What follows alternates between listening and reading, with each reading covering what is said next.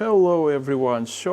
In my previous video I showed you briefly that we've got some new fish, and today I want to talk more about them, so I want to show them to you more properly, I would put it that way.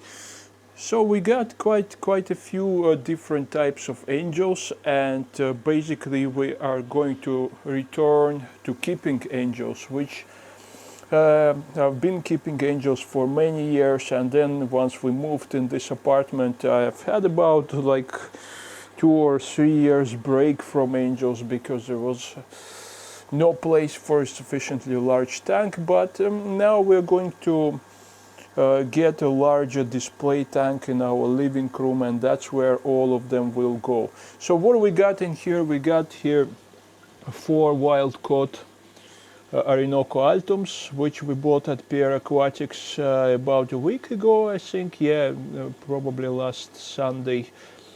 We went there to pick them up. They've already grown up quite a bit, actually, ever since. Also, we have here a bunch of F2 Manacapuru redback angels. There are, I think, around 8 of them. They were bred by a local breeder. I can see they're very good quality fish, and one of the ways that you can actually tell that they are going to be absolutely beautiful and stunning adults is by how much red they already have on their backs. And these are still relatively juvenile fish, so they're about 3 months old, maybe a bit older than 3 months, but you can see that collars are already developing on the upper half of their bodies.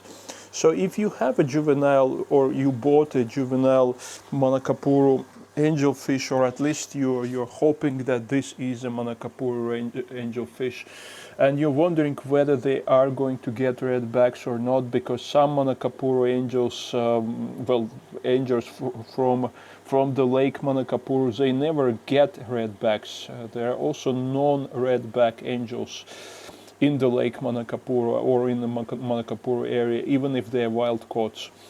But most of the angels that we have available in trade as Manacapuru redbacks, they would get different amounts of red on their back. So if you're wondering whether you have a top quality Manacapuru angel and you have a juvenile fish, the most obvious indicator is these beads, these dots and spots of reddish, orangish or yellowish color when they're still small. So if you have fish at least 3 months old and you have something popping up in terms of red color, it means that you're going to have absolutely stunning adults. But if you have a 3 months old fish that's still not showing up any colors, yeah, there is a chance that eventually they would develop into stunning and beautiful, really colorful fish, but most likely they are not going to be too colorful. They're not going to have too much red on their backs if they're not showing it up while they're still young.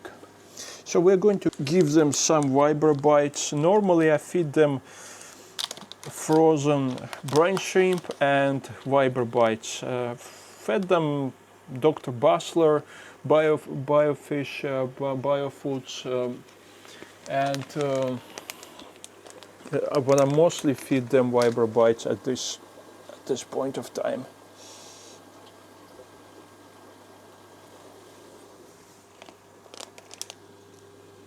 Manacapurus absolutely love vibra bites, but Altums, it's kind of different every day.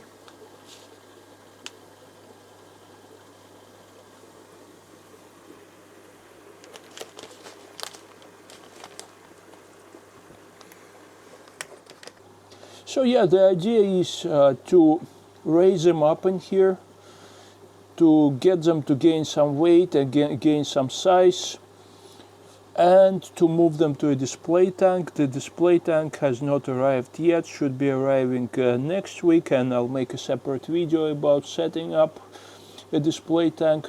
But normally this is how I prefer to raise wild type angels, in a bare bottom tank, which is not too large. This is a 150 liters tank, and it's perfect for this group of angels because in a smaller setup they can get to their food quite effectively. They can pick up food from the bottom.